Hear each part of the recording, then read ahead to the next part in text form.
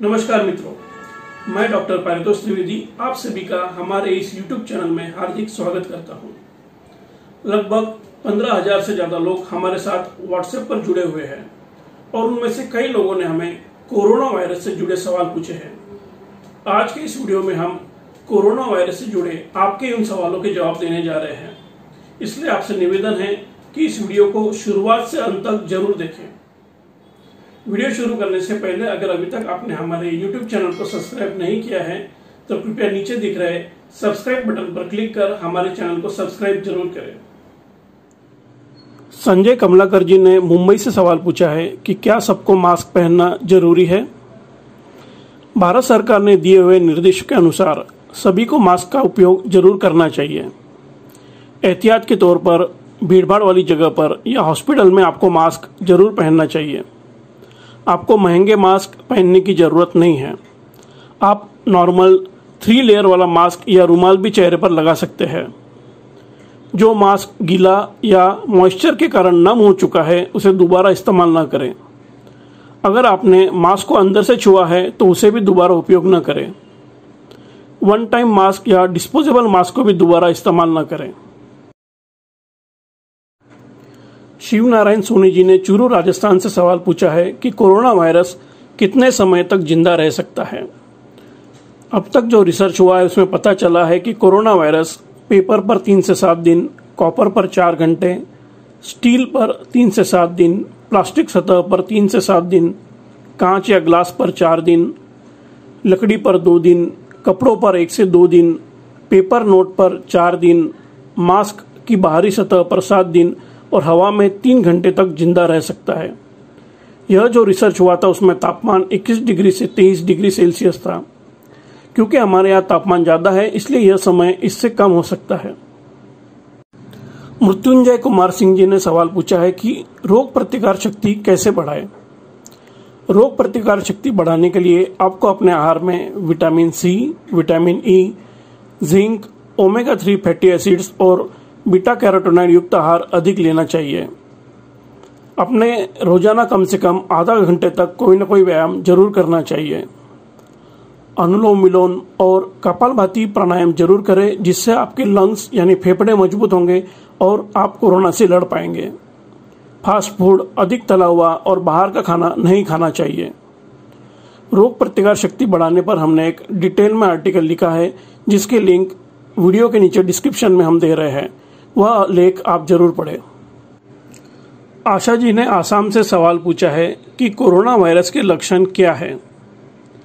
Corona virus से पीड़ित रोगों में ये लक्षण नजर आते हैं: नाक बहना, गले में खराश या खांसी, सिर में दर्द, बुखार, पेट दर्द, जुलाब लगना, मुंह का स्वाद चले जाना, नाक से सूंघने की शक्ति कमजोर हो जाना, बदन दर्द, कमजोरी, सांस लेने में तकलीफ होना, निमोनिया।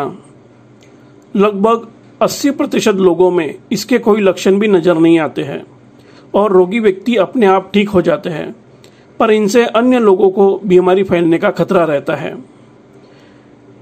कोरोना से पीड़ित रोगी में जरूरी नहीं है कि सभी के सभी लक्षण नजर आए। इसमें से 2 या 3 लक्षण भी कोरोना के मरीज में हो सकते हैं।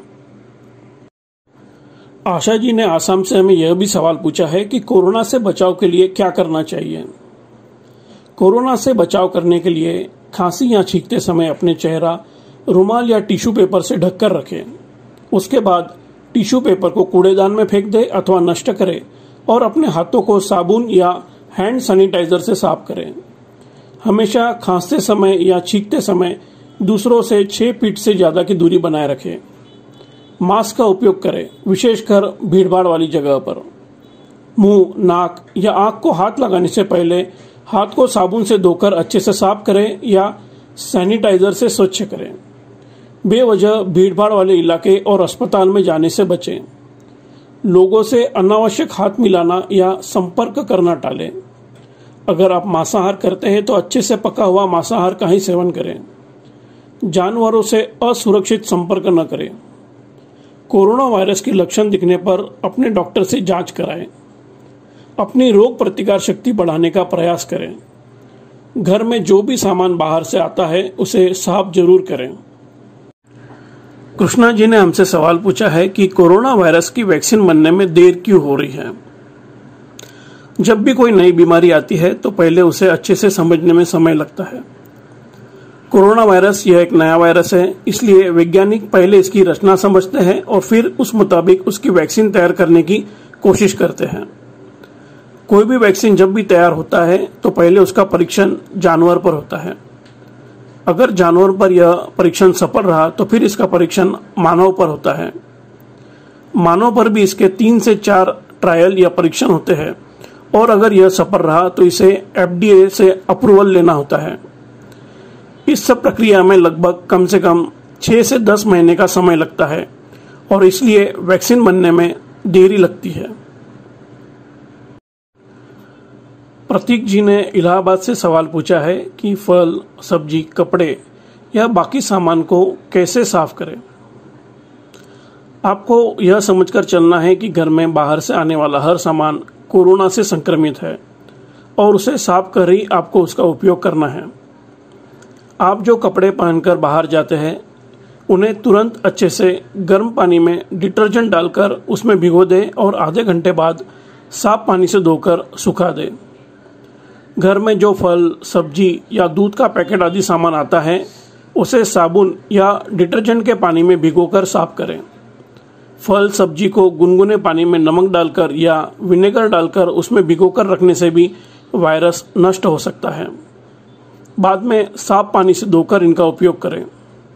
खाना अच्छे से पकाकर ही खाएं। 100 ml 1% सोडियम हाइपोक्लोराइड को 900 ml साफ पानी में मिक्स कर इस मिश्रण से घर के फर्श, जाली, दरवाजे के हैंडल, बैग आदि साफ करें और 10 मिनट बाद साफ पानी से साफ करें, वरना उस पर दाग पड़ सकते हैं। अपने मोबाइल, घड़ी, पर्स इत्यादि सामान को भी सैनिटाइजर से साफ करें। अपने जूते, चप्पल, सॉक्स को घर के बाहर ही रखें। रेहान खान जी ने पटना से सवाल पूछा है कि क्या हम कोरोना से बचने के लिए क्लोरोक्विन या हाइड्रोक्सीक्लोरोक्विन यह दवा ले सकते हैं। क्लोरोक्विन या हाइड्रोक्सीक्लोरोक्विन, जिसे HCQS नाम से भी जाना जाता है, इन दवाओं का उपयोग मलेरिया के इलाज के लिए उपयोग किया जाता है। हाइड्रोक्सीक्लोरोक्विन का उपयोग रूमेटॉइड आर्थराइटिस में भी किया जाता है। यह अभी तक सिद्ध नहीं हुआ है कि इन दवाओं से कोरोना ठीक हो जाता है। कुछ मामलों में इन दवाओं से कोरोना के मरीज को राहत मिली है, पर कई मरीजों को मृत्यु भी यह दवा देने के बावजूद हुई है। इसलिए यह दवा कोरोना में उपयोगी है ऐसा प्रमाणित नहीं हुआ है। यह दवा लेने से लीवर, किडनी और हृदय पर भी नुकसान हो सकता है, इसलिए इनका उपयोग केवल डॉक्टर से सलाह लेकर ही किया जाना चाहिए। जो कोरोना से पीड़ित है या जो उनका इलाज कर रहे हैं, केवल उन्हें ही यह दवा फिलहाल पूरे देखरेख में रखकर दी जा रही है। इसके साथ ही कुछ एंटीवायरल दवा, एड्स की दवा और एजिथ्रोमाइसिन का भी ट्रायल चल रहा है। आपने कोई भी दवा बिना डॉक्टर की सलाह वगैरह लिए नहीं लेना चाहिए, वरना इसके गंभीर दुष्परिणाम भी हो सकते हैं। मनीष कुमार गुप्ता जी ने सीतापुर, उत्तर प्रदेश से सवाल पूछा है कि क्या हवा से कोरोना का फैलाव हो सकता है। कोरोना वायरस का फैलाव ड्रॉपलेट ट्रांसमिशन से होता है। मतलब जब कोई कोरोना पीड़ित रोगी खांसी करता है या छींकता है तो मुंह या नाक से निकलने वाले छोटे छोटे बूंदे या ड्रॉपलेट में कोरोना वायरस रहता है और यह अधिकतम 6 फीट की दूरी तक जा सकता है। यह अधिक समय तक हवा में नहीं रहता है और जल्द फर्श या किसी अन्य सतह पर गिर जाता है। तेज हवा होने पर यह अधिक दूरी तक भी जा सकता है। अन्य बैक्टीरिया और वायरस की तरह यह हवा में अधिक समय तक नहीं रहता है, इसलिए हवा से इसके फैलने का खतरा कम है, पर बिल्कुल भी नहीं है ऐसा नहीं कह सकते हैं। इसलिए भारत सरकार ने एहतियात के तौर पर सभी को मास्क पहनने की सलाह भी दी है। संजय तिवारी जी ने पटना से सवाल पूछा है कि क्या शराब पीने से हम कोरोना वायरस से बच सकते हैं। यह एक और बड़ा भ्रम है जो कई लोगों ने पाल रखा है। शराब में जो अल्कोहल का उपयोग होता है वह इथिल अल्कोहल है और सैनिटाइजर में जो अल्कोहल का उपयोग होता है वह आइसोप्रोपिल अल्कोहल है। शराब पीने से आपकी रोग प्रतिकार शक्ति कमजोर होती है और लीवर पर भी इसका दुष्परिणाम होता है, जिससे आपको कोरोना का खतरा अधिक हो सकता है। हाल ही में खबर आई थी कि कर्नाटक में एक व्यक्ति ने शराब न मिलने से परेशान होकर सैनिटाइजर पी लिया था, जिससे उसकी मृत्यु हो गई थी। मेरी आपसे यही सलाह है कि शराब, धूम्रपान, तंबाकू, गुटखा आदि का सेवन न करें, क्योंकि यह सभी जानलेवा है। सुनीता पाटिल जी ने मुंबई से सवाल पूछा है कि हाथ साफ करने के लिए साबुन का इस्तेमाल करना चाहिए या हैंड सैनिटाइजर का। आप किसी भी साबुन से 20 सेकंड तक हाथ धोकर कोरोना वायरस को नष्ट कर सकते हैं। अगर पानी की बेहद कमी है या आप कहीं बाहर हैं और पानी और साबुन उपलब्ध नहीं है, तो ऐसी स्थिति में आप अपने पास हैंड सैनिटाइजर रख सकते हैं, जिसका उपयोग आप हाथ साफ करने के लिए कर सकते हैं। हैंड सैनिटाइजर का इस्तेमाल करने से पहले यह जरूर चेक कर लेना चाहिए कि उसमें अल्कोहल की मात्रा 60% से अधिक होना चाहिए। आजकल बाजार में कई तरह के नकली हैंड सैनिटाइजर भी आ गए हैं, जिनका इस्तेमाल करने से आपको कोई लाभ नहीं होता है, इसलिए आपको इसका ध्यान रखना चाहिए। आपको अपने हाथ कैसे धोना चाहिए, इसलिए आप यह चित्र भी देख सकते हैं। हाथ धोने के लिए हाथ सामने से और पीछे से दोनों तरह से अच्छे से साफ करना चाहिए। उंगलियों के बीच, नाखून में छिपे वायरस और हाथ की रेखाओं में छिपे वायरस को भी अच्छे से हाथ धोकर नष्ट करना चाहिए। संदीप पटेल जी ने कनाडा से सवाल पूछा है कि क्या सांस रोककर हम यह पता कर सकते हैं कि हमें कोरोना का संक्रमण हुआ है या नहीं हुआ है। आपने आपके व्हाट्सएप पर यह मैसेज तो जरूर पढ़ा होगा कि अगर आप अपनी सांस को 30 से 40 सेकंड तक रोक सकते हैं तो आपको कोरोना का संक्रमण नहीं है, और सांस रोकने की इस क्रिया से आप घर बैठे यह पता कर सकते हैं कि आपको कोरोना का संक्रमण हुआ है या नहीं। यह एक बिल्कुल गलत जांच है। कोरोना के मरीज को सांस लेने में तभी तकलीफ होती है जब उन्हें निमोनिया हो गया है या वायरस से उनके फेफड़े कमजोर हो चुके हैं। कोरोना के 80% मरीजों में तो कोई लक्षण भी मौजूद नहीं होता है, तो ऐसे में ऐसे मरीज भी आसानी से सांस रोककर रख सकते हैं। आपको कोरोना वायरस का संक्रमण हुआ है या नहीं हुआ है, यह पता करने का एक ही उपाय है, और वह है कोरोना की जांच सरकार मान्य लैब में कराना।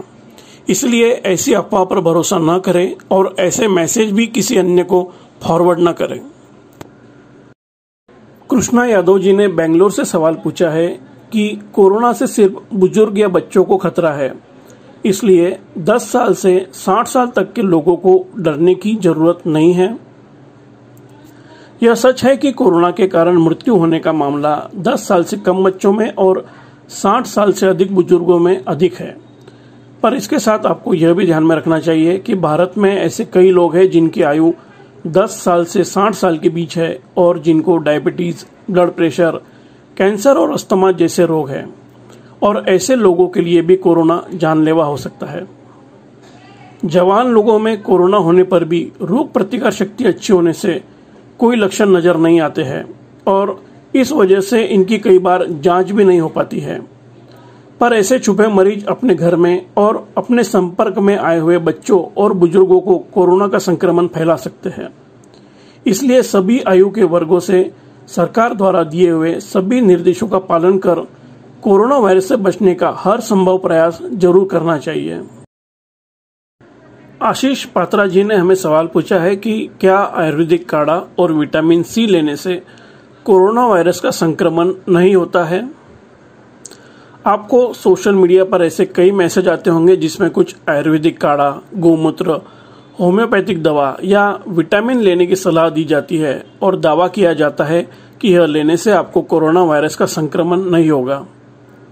अगर यह नुस्खे किसी विशेषज्ञ वैद्य या डॉक्टर द्वारा बताए गए हैं तो यह सभी नुस्खे आजमाने से आपको कोई हानि नहीं है।